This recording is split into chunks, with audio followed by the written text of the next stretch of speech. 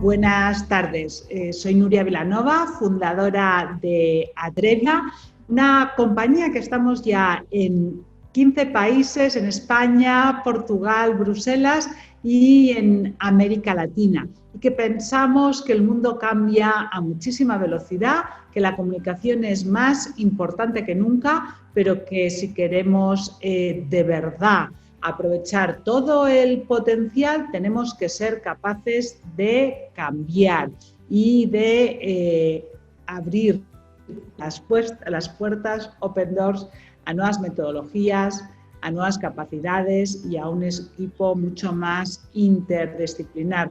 Queremos compartir cómo vemos la comunicación de hoy, por eso hemos ideado este nuevo formato Atrevia Open Doors, que nos permite en 15 minutos contar nuestra visión de cómo es por dentro, cómo trabajan, cómo funcionan nuevas áreas que creemos que van a marcar la diferencia en la comunicación de las compañías hoy. Tenemos con nosotros a Rebeca Rico, es la directora de una nueva división, la división de Big Data y Data Analytics, que nos parece hoy absolutamente fundamental para no navegar a ciegas en el mundo de las estrategias de comunicación.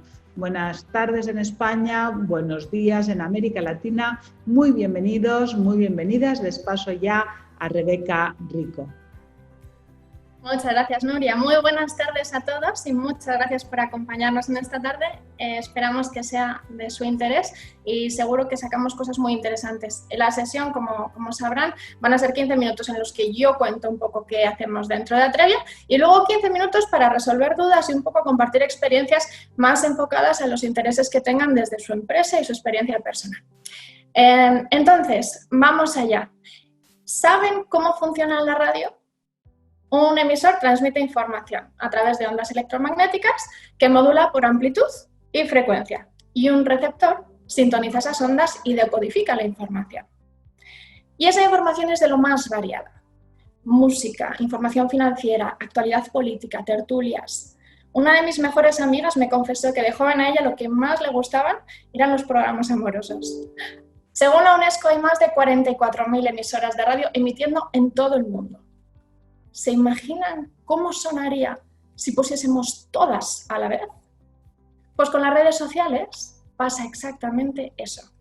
Solo en Twitter los usuarios generan más de 140 millones de tweets al día. Y como se pueden imaginar, cada persona está ahí para hablar de su libro, ya sea difundir una idea, expresar una opinión, manifestar una queja o compartir contenido. Las redes sociales son un micro abierto, con millones de voces hablando a la vez, y eso inevitablemente genera un ruido estruendoso, lo cual no quiere decir que no haya información valiosa en todo ese caos. Así que, ¿cómo sintonizamos con la información que nos interesa? Gracias a los avances en Analytics y Big Data, hoy en día somos capaces de tomar esa cantidad ingente de información y de comentarios y detectar patrones. Así podemos elegir el público al que estamos escuchando, el tipo de conversación que nos interesa, su localización geográfica, periodo temporal, y así convertimos el ruido en inteligencia. ¿Cómo lo hacemos en Atrevia? Bueno, a través de nuestros partners tecnológicos hemos construido herramientas de software para la extracción y procesamiento de datos profundos, ocultos. Hemos formado un equipo de analistas con enfoque en Business Anthropology, movimientos sociales y escucha, y hemos desarrollado una serie de entregables que generan insights que detectamos en las redes y los exponen de forma accionable para nuestros consultores y clientes. Así enriquecemos nuestras estrategias con esta escucha ampliada. Inteligencia para la toma de decisiones. En la sesión de hoy me gustaría compartir con ustedes algunos de los patrones que hemos detectado desde el área de vigilancia y cómo las redes sociales nos han ayudado a robustecer esas estrategias de comunicación que hemos desarrollado en otros proyectos. Bien, el primer caso del que voy a hablar fue una colaboración con la Oficina de Marca Destino de Chile. A finales del año 2019, principios del 20, se produjeron en el país una serie de protestas por parte de la ciudadanía que desembocaron en manifestaciones y disturbios con repercusión internacional. Como es normal, Imagen de Chile quería entender si esos acontecimientos habían afectado a la percepción que tenía el turista español de Chile. Así que, entre otras fuentes de información, recurrimos a la escucha avanzada en redes sociales. Definimos una serie de palabras clave, afinamos resultados y analizando patrones descubrimos que la comunidad viajera no estaba especialmente preocupada por la situación.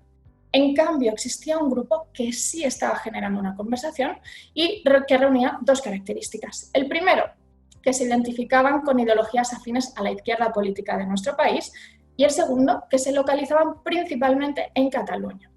Además, existía una perspectiva común entre ellos que expresaba su apoyo al pueblo chileno y se estaba movilizando en España a favor de la causa. Por ejemplo, descubrimos un tuit de la alcaldesa de Barcelona, Ada Colau, en el que condenaba la situación y exigía al Estado español y a la Unión Europea que revisasen la cooperación internacional y comercial con Chile. Pero no solo eso. Además, dos representantes del partido de Esquerra Republicana comparten en redes sociales una proposición no de ley que habían presentado al Congreso de los Diputados, instando al Gobierno a solicitar una liberación de los presos políticos o solicitar el fin de la persecución política a diputados opositores.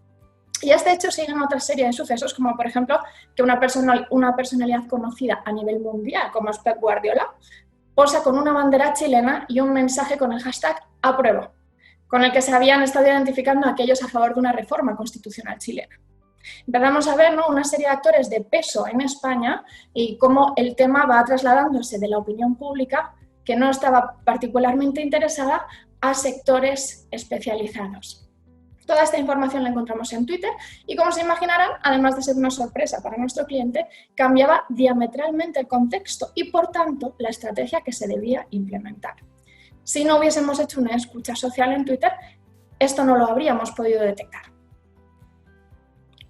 Un segundo caso que hemos trabajado tiene que ver con las expectativas del consumidor. Como sabéis, durante el estado de alarma, los supermercados en España y en todo el mundo han tenido una función primordial para la sociedad y eso ha llevado a que este tipo de negocio, casi de la noche a la mañana, tuviese que reformular sus estrategias a todos los niveles. Por esa razón, durante el confinamiento monitorizamos los comentarios de los consumidores de algunos de los principales supermercados del país, e incluso algunos internacionales, para poder tener una referencia en tiempo real de su experiencia y las expectativas que en ese contexto estaban generando a los consumidores. Cada semana medíamos las palabras que más se repetían, junto con el sentimiento de los comentarios, y establecíamos una comparativa que nos permitió descubrir incidencias puntuales para esa cadena, pero también tendencias comunes en todos los supermercados y todos los compradores. Uno de esos patrones tenía que ver con una crisis del estado de ánimo. A finales del mes de abril, después de llevar varias semanas monitorizando el progreso de la conversación, descubrimos que había tres tendencias que se estaban generalizando. La primera, una polarización extrema entre las opiniones de los usuarios. La segunda, una alta descontextualización de sus respuestas y de las conversaciones que se estaban generando respecto de las publicaciones de los supermercados. Y la tercera, una magnificación de los sentimientos. Estas tres tendencias evidenciaban esa crisis del estado de ánimo que comentábamos y se traducían en que se producían discusiones más a menudo de lo normal y en contextos aparentemente neutros. Por ejemplo, un supermercado hizo una publicación preguntando a sus seguidores a qué hora empezaba la fiesta en su balcón. En el caso de España, a las 8 de la tarde salíamos todos a los balcones a aplaudir al personal médico, ¿no? Y eso se convirtió un poco en una fiesta. Bien, pues ese comentario aparentemente neutro y que hacía referencia a un tema que nos unía a todos y que nos llenaba de esperanza y de orgullo, generó una reacción diametralmente opuesta. Y en ese caso salieron muchos comentarios entre los usuarios sobre que era de mal gusto hacer un comentario sobre fiestas cuando la gente estaba muriendo. También que salía por el otro lado usuarios diciendo que para ellos era la fuente de afirmación y de unión en un momento de crisis.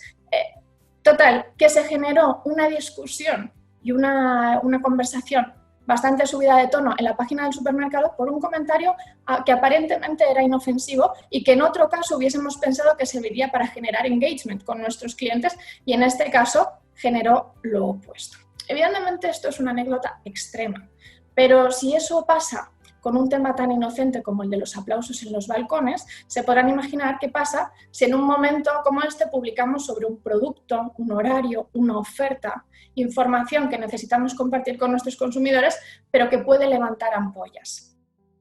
Los usuarios mostraban posturas tan pasionales que atraían a la conversación a otros usuarios con opiniones igual de fuertes, pero en la dirección opuesta, generando un ambiente hostil en la página y una cámara de resonancia para detractores que posiblemente conllevaba una pérdida de seguidores.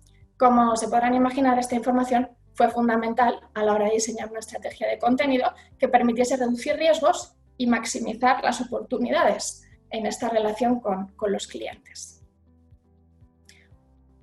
Hablando también de clientes, pero quizás desde otra perspectiva, tenemos un caso de hipersegmentación.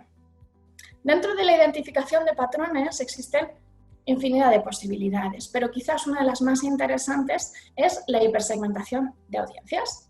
Gracias a los datos públicos que compartimos en redes sociales, como por ejemplo las páginas que nos gustan, las cuentas que seguimos, el contenido que compartimos, el análisis de datos nos permite establecer arquetipos de perfiles. ¿Y qué significa esto? Básicamente que dentro de esos miles de millones de comentarios podemos identificar patrones comunes entre los usuarios y separarlos por grupos. Uno de los proyectos en los que utilizamos hipersegmentación es para definir cuál es el perfil del ciudadano eco en España. En España el último año ha estado muy marcado por la transición ecológica y la sostenibilidad. Han adquirido una tal relevancia que durante la pandemia han sido prioridad en la agenda política y han dejado de ser una temática nicho para convertirse en un tema popular. Black is the new green. Pero la realidad es que si bien es fácil identificar en el mundo de los partidos políticos, las ONGs, los activistas, quiénes son más afines a esta corriente y con qué aspectos concretos, no tenemos tan claro dentro de esa transición qué es lo que más resuena entre el consumidor. Por esta razón, analizamos el contenido que consumen los usuarios, como por ejemplo, si pertenecen a un grupo de consumo responsable, si le dan like a tutoriales sobre cómo adquirir hábitos más sostenibles en el día a día, si participan en campañas como Desnuda la fruta, contra los envases plásticos, y separamos los perfiles por grado de concienciación, analizando sus características demográficas. Una especie de buyer persona, pero del tema de sostenibilidad. ¿Tienen hijos? ¿No tienen hijos? ¿Qué trabajan? ¿Estudian? ¿Dónde viven? La información obtenida nos permite diseñar estrategias para la activación de promotores y entender quiénes son más afines con nuestra marca y en qué puntos. El último caso que compartiremos hoy tiene que ver más con los autores que hablan y menos con el contenido. Es el caso de los influencers ocultos. Como veníamos comentando, en el último año de la política española, hemos visto un impulso muy fuerte hacia esta transición energética y la lucha contra el cambio climático. Esto significa grandes cambios para muchas industrias y una amplitud de temas sobre los que legislar. Pero, ¿cuáles eran los que más interesaban a estos decisores de energía y legisladores en nuestro país? Como Twitter se ha convertido en una fuente de información de actualidad y de difusión de ideas para políticos, expertos, activistas, periodistas, analizando las cuentas que siguen en la comunidad política podemos detectar qué expertos de energía son los más populares. Así supimos, por ejemplo, que el 30% de los miembros de la Comisión de Energía seguían a expertos en energía, o que dentro del top 5 de expertos más seguidos por los portavoces, 3 pertenecían a empresas del sector privado. Con esa información realizamos escuchas semanales sobre la conversación de estos influencers. ¿De qué están hablando?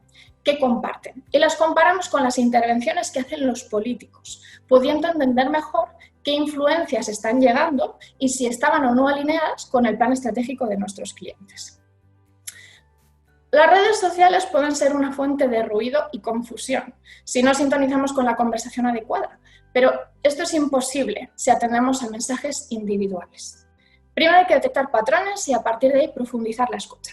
Las tecnologías de Analytics y Big Data nos permiten utilizar la conversación pública que generan nuestros stakeholders para acceder a información estratégica, que de otra manera sería demasiado caro o demasiado lento obtener.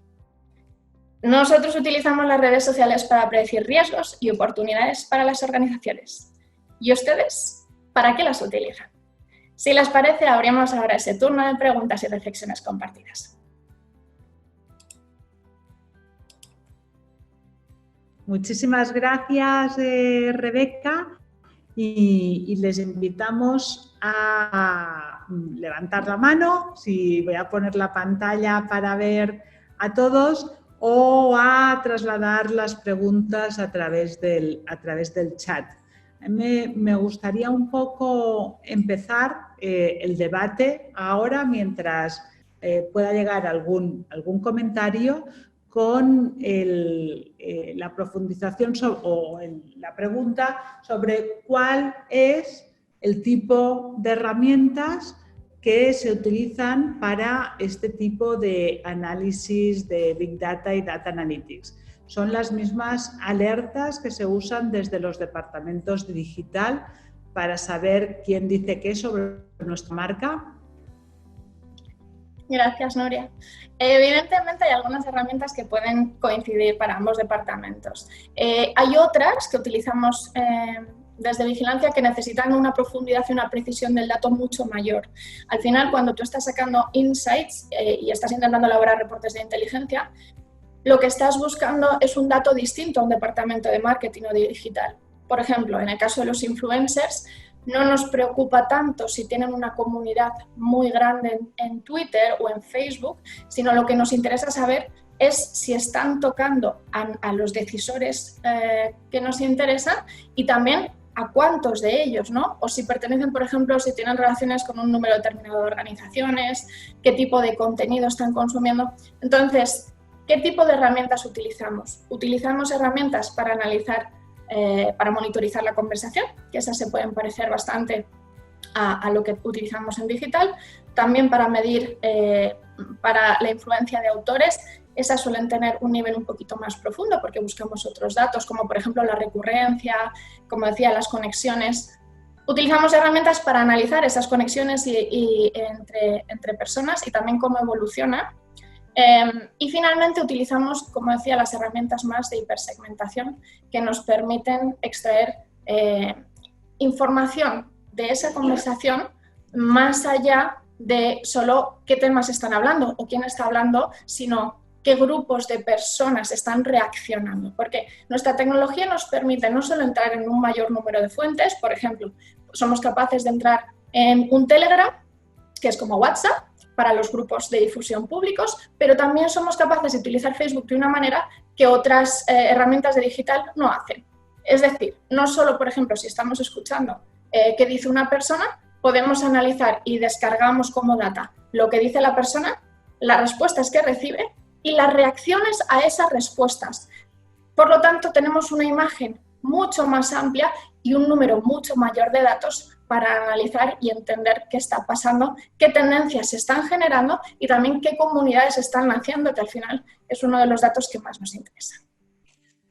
Al final el Big Data es aplicable a comunicación interna, a políticas de recursos humanos, a temas de public affairs, como hemos visto, a la comunicación de producto, cuáles son todas las oportunidades que genera. Sí, como decía, al final lo que nos está dando las herramientas de escucha puede ser o información que somos incapaces de obtener de otra manera, por ejemplo, con todo el tema ecologista, activista, prácticamente vemos desde el Departamento de Asuntos Públicos que qué está pasando a lo mejor en el Congreso es fácil de estar al día mediante la prensa, ¿no? o las sesiones, pero ¿qué tienen en su agenda los ecologistas? ¿Qué organizaciones se están formando? ¿Qué están organizando? Eso no se puede entender si no estás en redes porque son sus medios, es donde hablan. Entonces, por un lado tenemos eso, por otro lado tenemos, como decía antes, ¿no? ¿Qué influencias están recibiendo las personas que nos interesan, ya sean nuestros inversores, los decisores políticos, nuestros clientes? Per se, tú no puedes saber a quién lee un ministro, pero sí puedes ver a quién sigue en Twitter y si reacciona o interactúa con esas organizaciones, ¿no? Entonces, tenemos esos datos ocultos y luego tenemos una serie de datos enriquecidos que llamamos que es, soy capaz de unir un montón de huellas que vas dejando por el camino para sacar conclusiones como que los jóvenes de 25 que tienen un perrito y viven en Madrid son afines a una marca o están relacionados con una organización. Veo algunas preguntas, Nuria, en el chat. No sé si quieres que pasemos a ellas. Bueno, yo sí, muy rápidamente podemos pasar a las preguntas. Muchas gracias, Rebeca. Gracias. Bueno, veo que... ¿Sí? Adelante, adelante.